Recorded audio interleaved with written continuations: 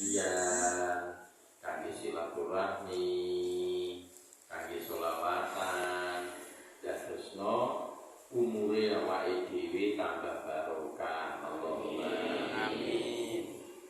Kalih sholawat salam mugi tansah kunjuk dumateng junjungan lan panutan kita Nabiullah Muhammad sallallahu alaihi wasallam. Saestu kita nyadong itu muga-muga kula lan panjenengan dipunake dening Kanjeng Nabi termasuk bagian dari umat Kanjeng Nabi ingkang bakal pikantuk syafaatipun Kanjeng Nabi. Allahumma amin.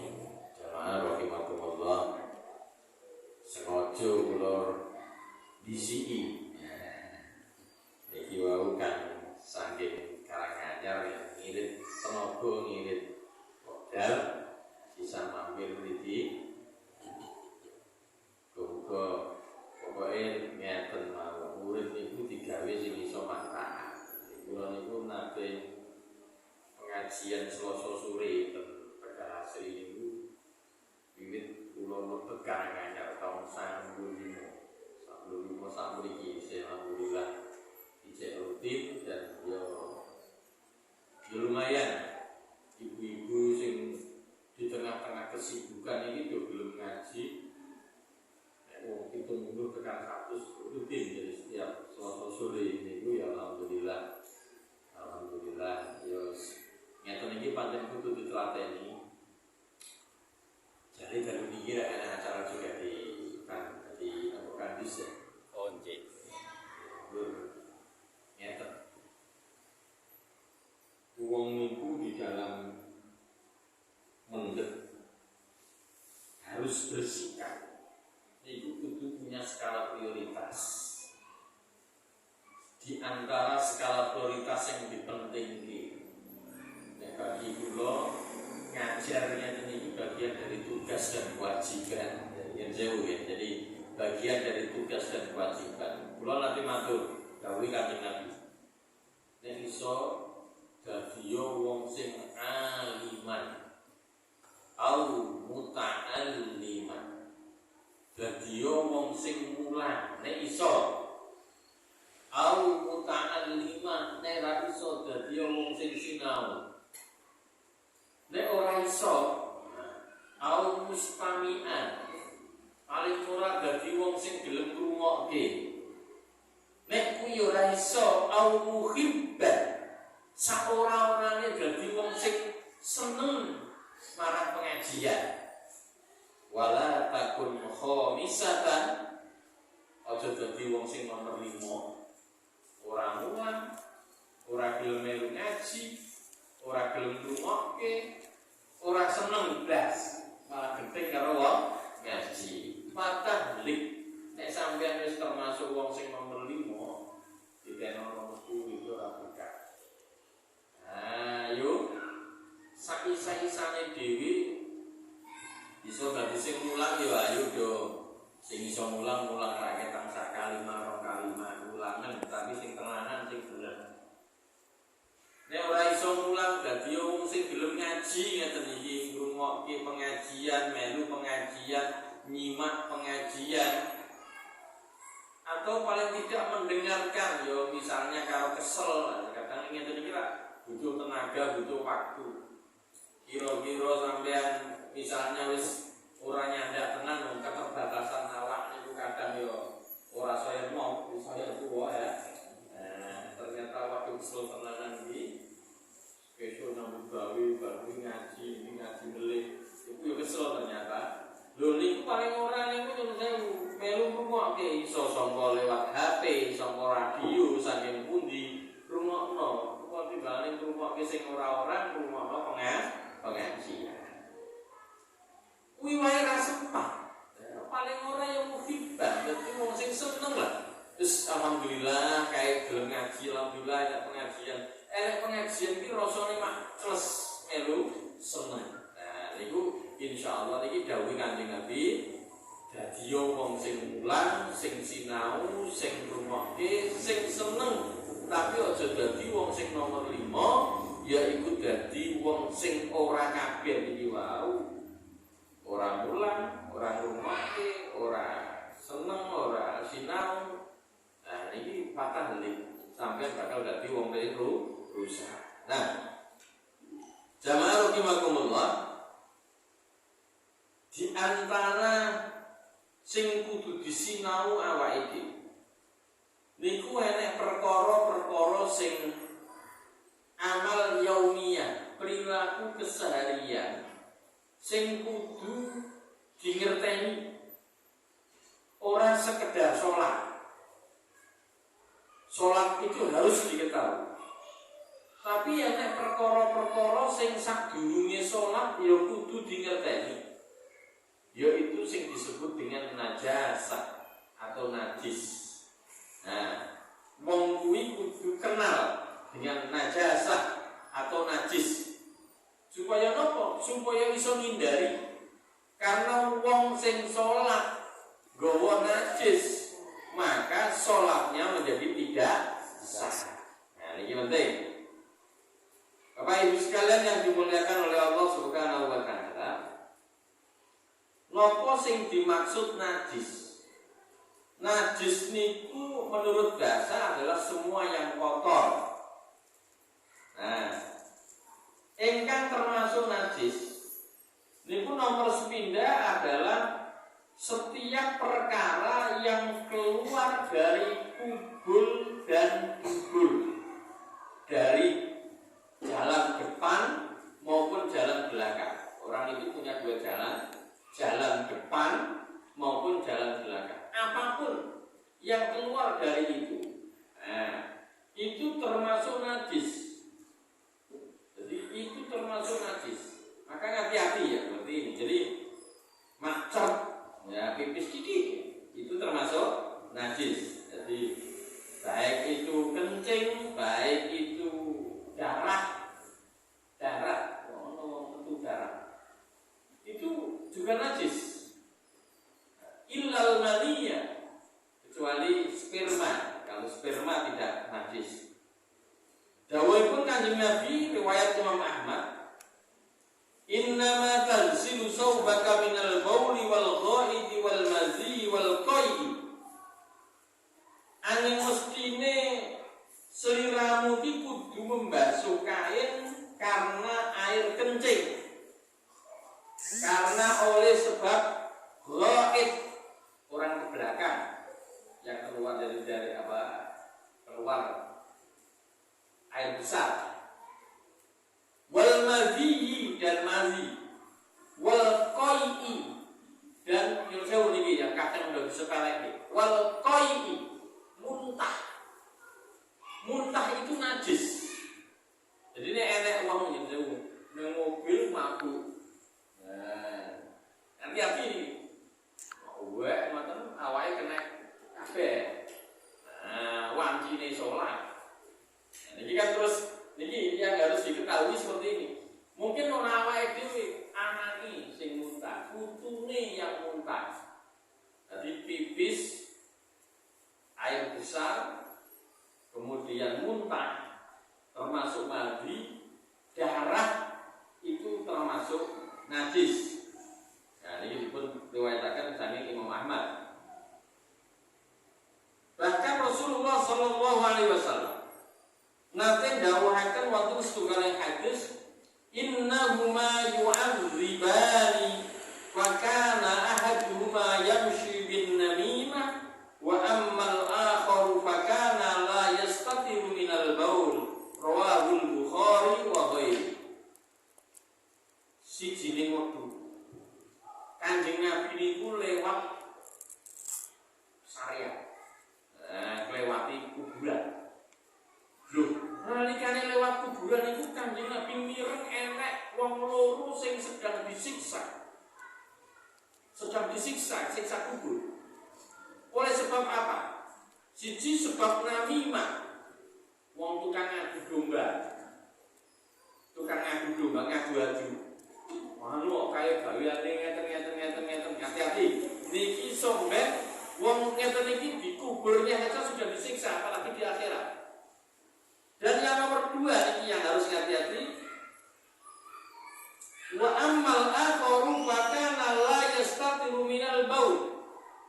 Sing liyane wong sing krana nawi mau adalah wong sing ora gatekke urusan wong pipis. Niki urusan wong pipis. Niku nyantek-nyantek dadekno Kanjeng Nabi niku mireng wong iki mau disiksa ning kubur. Hadis Imam riwayat Imam Bukhari, riwayat Imam Sanasi Imam Bukhari, riwayataken sebentar. Berarti urusan baul, urusan pipis niku urusan sing penting. Aja disepelekke. Karena yang ngapunten ya, kadang anake putune ngoten niku tuangi turu malah mandur ning ngarep wayu. Sanggon-gon. Apa anek wong sing ndeu pipise sanggon-gon wis gedhe jane. Wis gedhe pipise sanggon-gon. Wis pokoke lho pipis ngoten tok. Tidak berpikir bagaimana pipis itu menyebabkan najis. Jadi nanti ada tata caranya. Ada tata cara.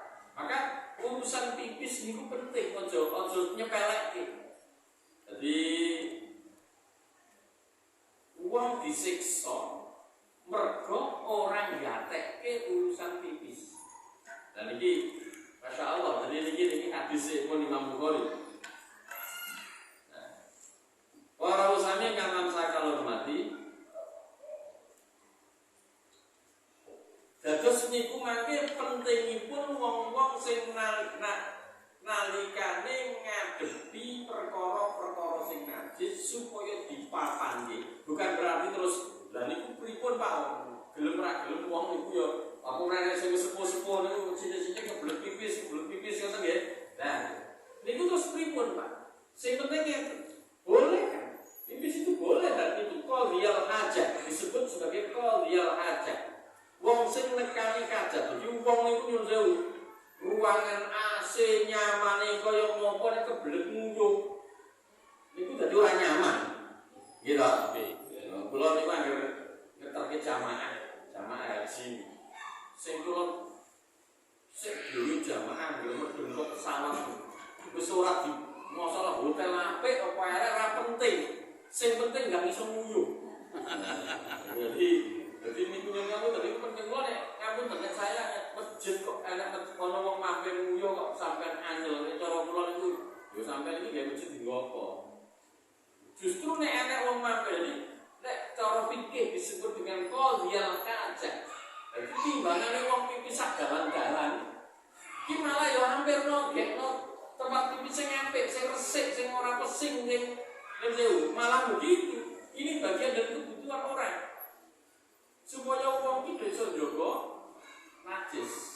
Jadi makanya dipoto saestu, jadi dipoto saestu supaya najis itu tidak menyebabkan sholatnya awake dhewe tidak sah.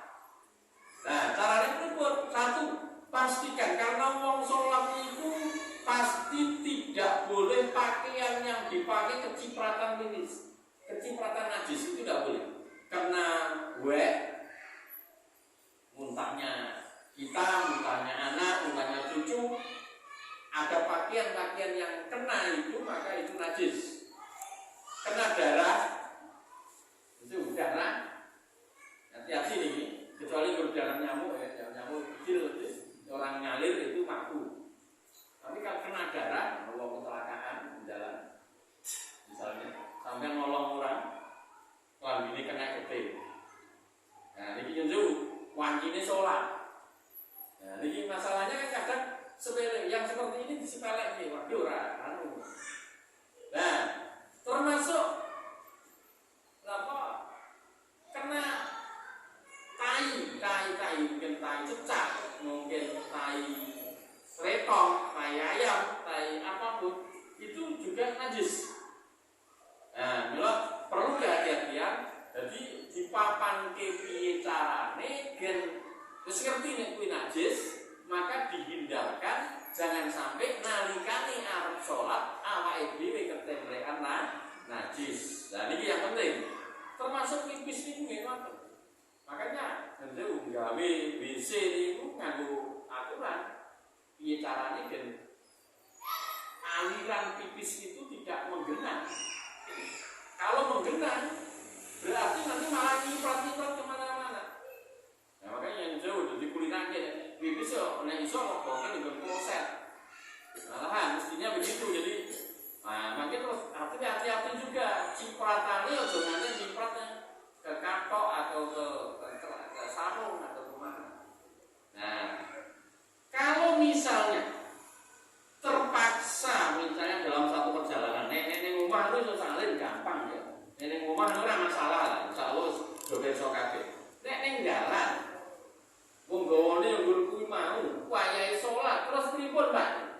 Nah, nek sampean yakin misalnya ya delalah wong tuwa niku rada tuwa wis umur tekan 10 munggah ngoten niku sok-sok praktir ora tuntas ya. Lah iya iki tak critake kene ya ngono kuwi. Ngapunten. Gini caranya bisa nek dalan pripun, Pak? Dikucek, dikumbah sih. Yang kena itu teles ra apa? Teles ra apa? Jadi kadang itu memangnya teles ra.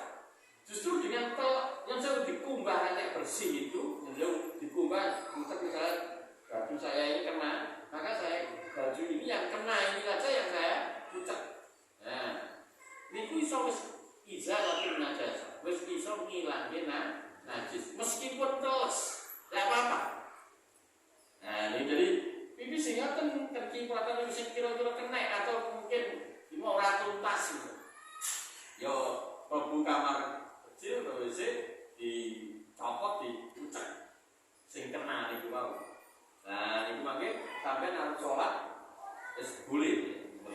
Termasuk yang kena buek tadi kena najis atau kena tai ayam, kena apa itu harus dihilangkan lebih dulu. Nah, ingkang salajengipun jadi kalau mau yang pertama semua yang keluar dari bubul dan dubur, yang kedua muntah-muntahan, yang ketiga darah dan muntah itu semuanya najis kecuali darah yang sedikit. Contohnya darah nyamuk, sampai nyeplek nyamuk, tapi nyamuk ada menteng-menteng ya, tapi ini oke banget, itu tadi najis ya kan, jadi semuanya dilalaki terus ya itu tadi najis, jadi darah itu najis, aslinya darah itu najis. Nah, idza waqa'a dzubabu fi syarabi ahadikum falyazmishu kullu thumma liyazlahu fa inna fi ahadi janahi da'un fil akhar shifaa'un. Artinya kan darah itu kalau sedikit, kalau tidak mengalir maka dia tidak najis. Seperti hadisnya Rasulullah itu lalat, laler itu diceblek, dipites, itu darahnya sedikit, tidak ada darahnya, sedikit banget. Nah, kan si jine waktu nanti zaman Rasulullah itu enak laler sing mlebune nggon teh tujuan. Dona kan mati.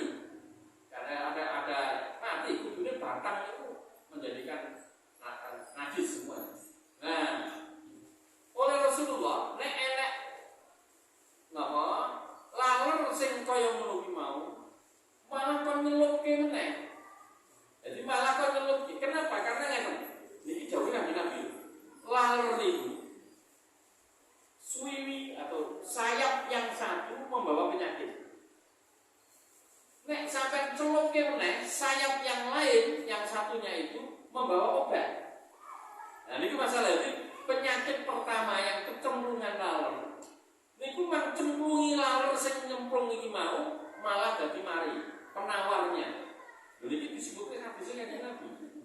Dan iki dadi nek ya sewu ono bakso kecemplungan laler Ceploknya tidak. Iya. Niku dawuh Kanjeng Nabi lho niku wae. Dadi idza waqa'al dzubabu fi syarabi ahadikum falyaghmishu kullu thumma liyaz'u fa inna fi ahadi janahaihi da'un wa fil akhari shifaa'un. Dan ini di salah satu sayapnya itu ada penyakit. Jadi ada ini nyemplung bisa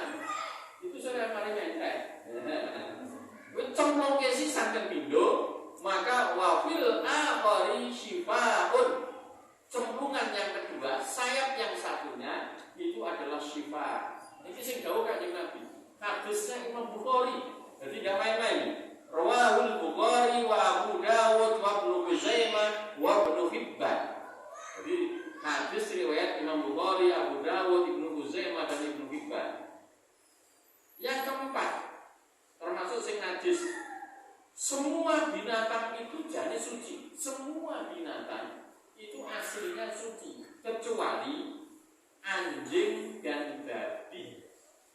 Anjing dan babi dan yang terlahir dari keduanya. Nah, jadi hati-hati, anjing itu najis, bahkan mughalladzah. Najis bahkan mughalladzah. Mughalladzah itu najis yang sangat besar. Celeng, babi, hati-hati. Jamaah kita itu ya kadang ada yang dari tukang angkut babi. Nyambut gawe niku Pak. Yen sewu nggih. Yo ngene wis nek iso golek gawean sing ora kuwi lah. Tapi kepepet. Ya yen sewu lah. Saya maturi kepepet ya ora untuk gawean liyane. Eneke kula niku ora ngangkut babi, kula niku nyopir truk. Dilalah kok sing kula angkut niku kula ora ndeng wae, kula niku niate dadi sopir truk. Mboten mawon ya, nek kepepet. Tetapi harus ingat, kadang itu malah saya udah ngubah babet, disebut babet, ya, nah itu, ya ngapunten, yang seperti itu, bukan tidak boleh, yang seperti itu hati-hati, berarti kita kecipratan itu berarti najisnya mughal lagi. Nah, nek ngapunten terus pripun Pak, nek wayahe sholat, ya berarti harus dicuci. Dan salah satu dari cuciannya dicuci 7 kali dan setelah itu ditambah dengan debu. Harus dicampur dengan debu. Nah, termasuk anjing itu udah begitu. Namun terjadi najisnya anjing. Jadi termasuk binatang-binatang yang terlahir dari babi dan anjing. Enek wedhus kawin karo anjing. Itu ya. Enak orang tapi nengkene diterangke wama yang awal lagu minhuma dan berarti enak diterangke ngoten lho.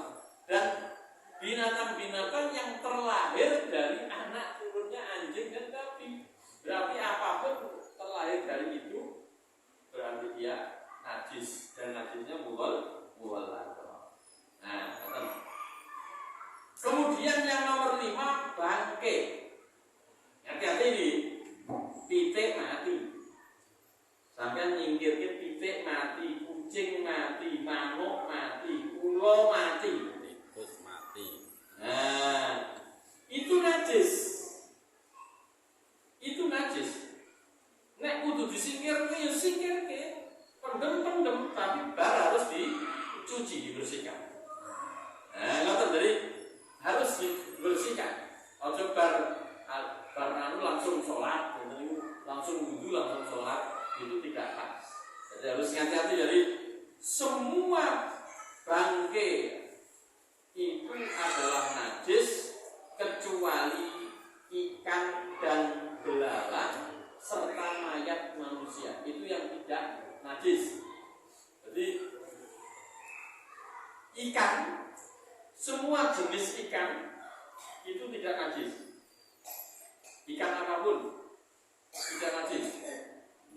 Kemudian bangke belalang, walang, ini bukan najis. Nah, dan mayat manusia. Jadi gunung sol itu bukan najis ya. Jadi yang jauh, nenek orang mati ya malah yang gunung. Gunung sol itu bukan najis. Jadi itu nek ngantar kena niku maka kita harus segera membersihkan diri. Jadi nenek mau nyekel wedhus mati, sapi mati. Tetapi yang dimaksud mati adalah mati yang menjadi batang, bukan mati yang karena disembelih karena Allah. Jadi nek wedhus mati karena dibelah kurban, itu bukan najis. Bukan najis. Tapi darahnya najis. Kamu tahu ya, darah yang memancar itu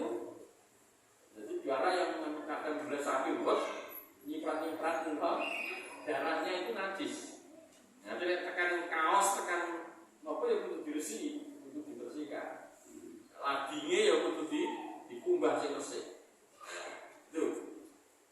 Hurrimat alaikumul maitah. Diharamkan bagi kamu al-maitah, semua bangkai, kecuali jarod. Jarod itu belalang dan ikan. Yang ikan tidak. Nah, termasuk yang tidak najis. Jadi itu huwa adalah yang keluar dari laut. Jadi binatang apapun, meskipun anjing laut yang ada di laut, meskipun anjing laut, kan ada anjing laut ya, babi laut itu sah, suci, halal. Jadi dawe buat tahuru ma'uhu al-hillu maitatahu. Laut itu suci airnya dan halal bangkainya. Jadi ini ada iwak. Nek sampeyan ora ono iwak cici, ngerti iwak paus gede mati. Halal itu. Jadi semua yang keluar dari laut itu halal dan suci. Dan suci meskipun mati. Jadi ada kudanil mati, halal dia. Itu kudanil mati. Tapi kalau darat tidak. Jadi yang dari laut itu suci dan halal. Nah, Kanjeng Nabi dawuh ukhillat lanal maitatan as-samatu wal jaradu rawahu Ibnu Majah. Dihalalkan kepada kita dua macam bangkai, yaitu bangkai ikan dan bangkai belalang. Nah niki dalil sing nerangke menungso niku nggih tidak termasuk yang najis. Bangkai manusia atau mayat manusia itu tidak najis. Diterangkan di dalam surat Al-Isra, walaqad karramna bani Adam, sungguh telah kami muliakan anak-anak Adam. Oh Gusti Allah mulyake awake dhewe nggih najis. Yang keenam termasuk najis. Nah hati-hati nih, khamr, minuman keras. Nah hati-hati. Ono awake dhewe supaya aku yakin jamaah ora mendem. Tapi nulung wong mendem. Misalnya nulung wong mendem kok ya moto niku. Tak kira iki opo jebule. Wah, aku gak ngerti ya lek. Ya wis. Ditulung buka di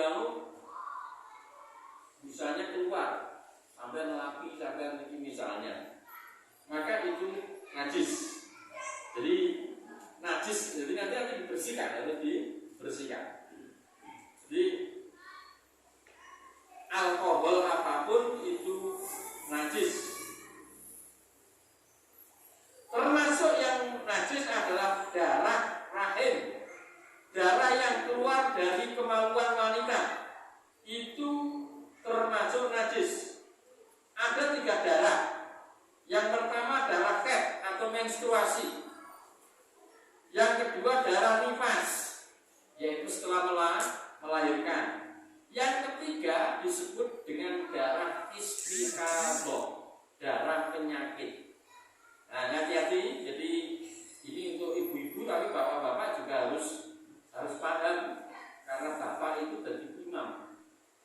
Jadi imam itu itu termasuk jadi wasit. Jadi nek bojone utawa anak wedok itu bapak ya harus paham tentang ini. Jadi ojo malah urusannya ngomong wedok, bukan mana ya.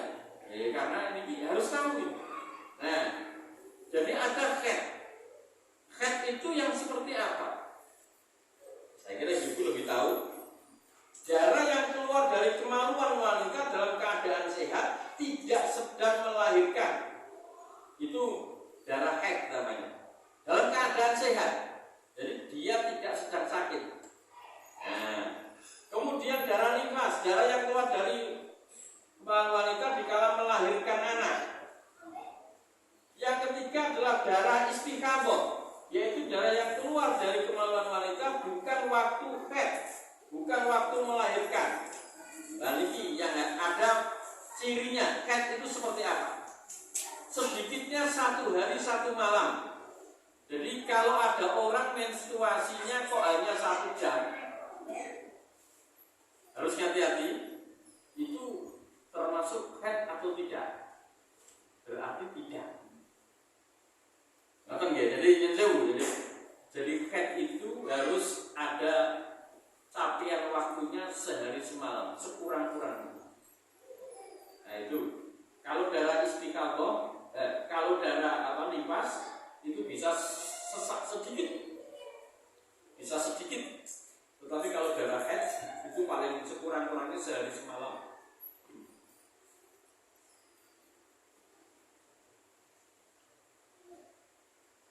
Kemudian yang kedua, darah haid itu umumnya ghalibnya umumnya 6 hari atau 7 hari. Umumnya sekurang-kurangnya sehari semalam. Kemudian umumnya 6 hari atau 7 hari. Jadi ada yang 3 hari tidak apa-apa, itu termasuk darah haid. Ada yang 2 hari itu darah haid. Paling banyak 15 hari. Kalau ada orang yang sudah hari ke-20 kok masih menstruasi, maka secara fikih dipastikan itu yang 5 hari itu adalah darah istihadah. Nah, ini jadi karena orang itu kasusnya beda-beda. Saya matur karena orang sing apa? Orang sing gini-gini, orang sing wis napa? Wis 15 dina barang dicek menstruasi.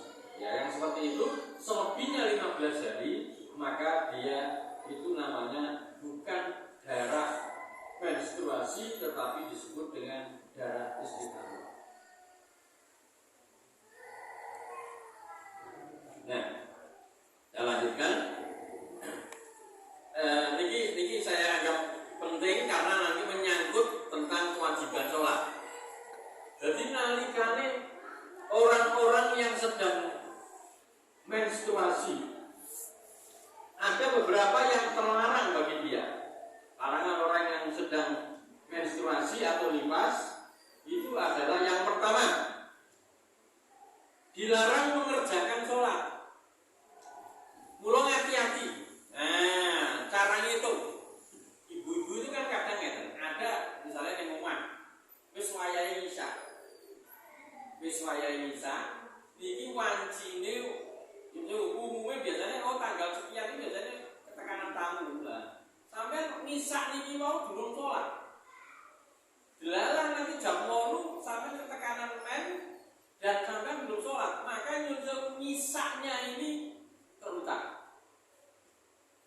Nisanya ini terutang karena jane wis wektune sholat, sampean urung sholat, sampai duduk jam 8 sampai tekanan tamu, nek wis men kan berarti tidak boleh sholat.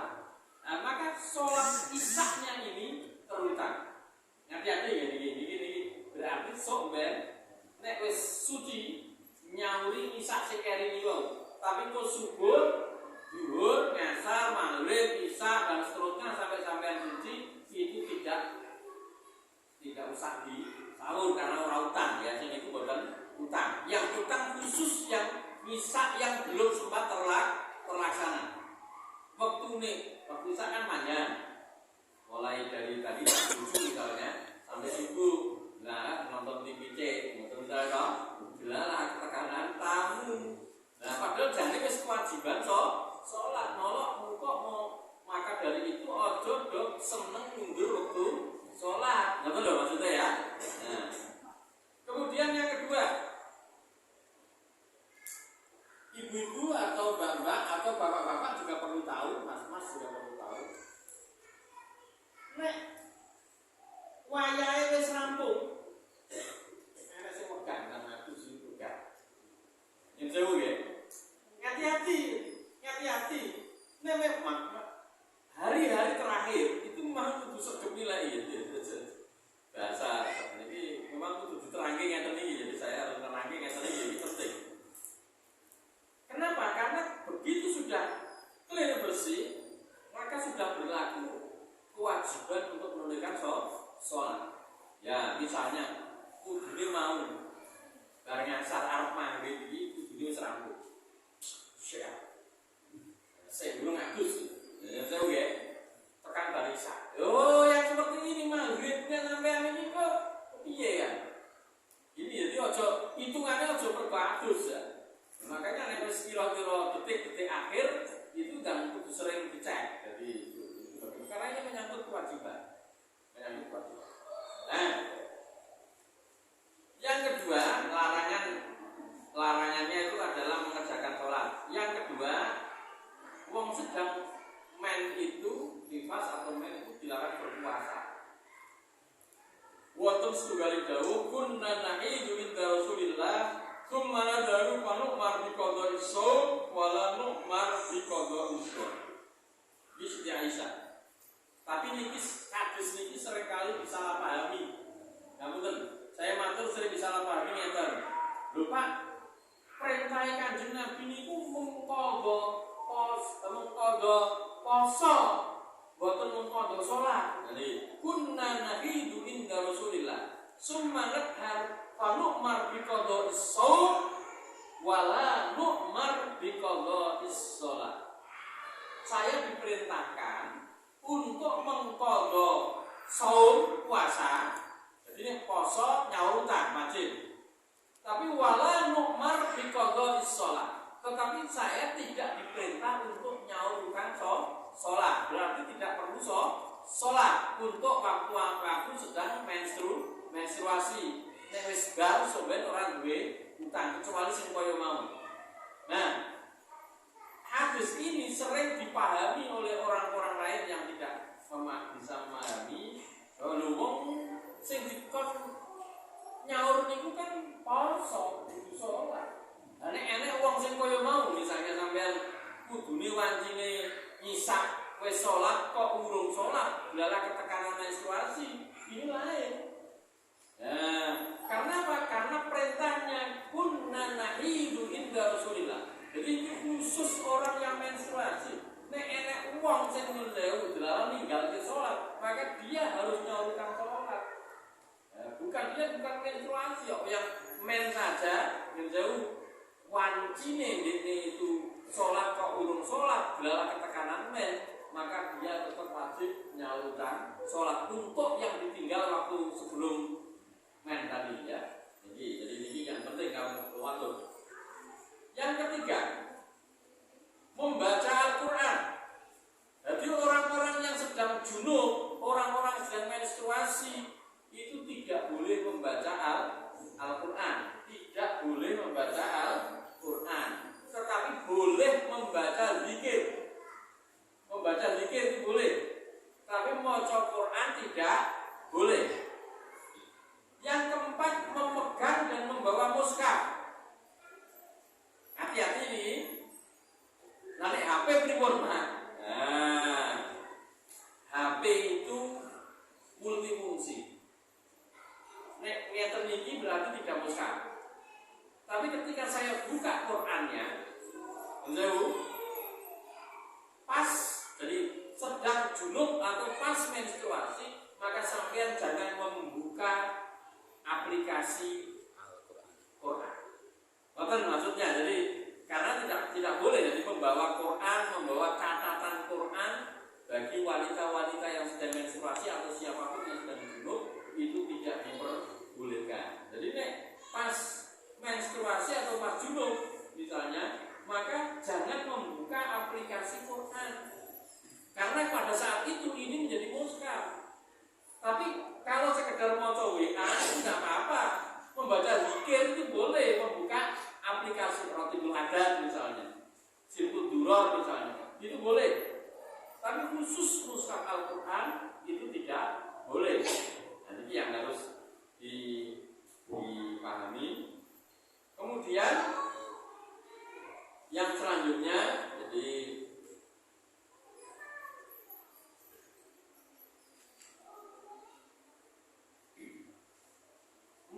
masuk masjid. Jadi masuk masjid, hati-hati nih. Masuk masjid di saat orang sedang junub atau sedang menstruasi itu juga tidak Kalau hanya lewat itu boleh. Kalau lewat tidak berhenti di dalam masjid.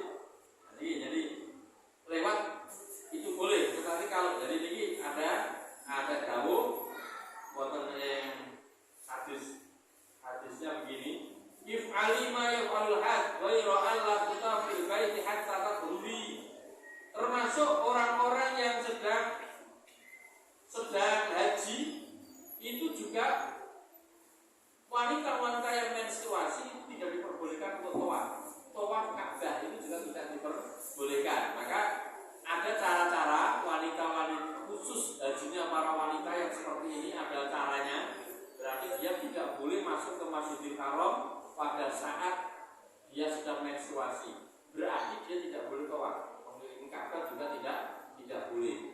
Nah, terus dari silsilah ketinggalan koncol ini, Pak. Masalah kan? Nek pas umum enggak masalah, tawaf sunnah enggak masalah. Ketika sedang tawafnya itu tawaf wada misalnya, maka padahal koncol ini memang boleh kabeh. Dia sedang menstruasi, maka sampai akhirnya diberikan rukhsah. Rukhsah itu apa? Bil isyarah. Dia cukup isyarah, memberikan isyarah pada saat tawaf wadahnya. Tetapi kalau tawaf ifadah tidak boleh diganti dengan isyarah. Nah, ini harus hati-hati yang seperti ini. Itu berkaitan dengan apa? Head, berkaitan dengan nifas, berkaitan dengan orang-orang yang sedang janabah itu dilarang untuk melakukan hal seperti itu. Termasuk orang yang ngapunten. Jadi dalam mazhab yang lebih nyati yang pengajian seperti ini, nek ada yang menstruasi maka tempatnya di luar sementara, tidak di dalam masjid. Jadi karena perintahnya tidak boleh orang yang sedang junub itu berhenti di dalam masjid. Kalau lewat saja, sekedar lewat itu boleh. Saya kira menikah yang penting kaulo matu, dan saya kira karena kajian rutin saya harus membaca kitab yang bikin panjenengan lebih cetok terkait dengan hukum-hukum dan boleh sampai tanya. Jadi ada tanya jawab ya. Jadi saya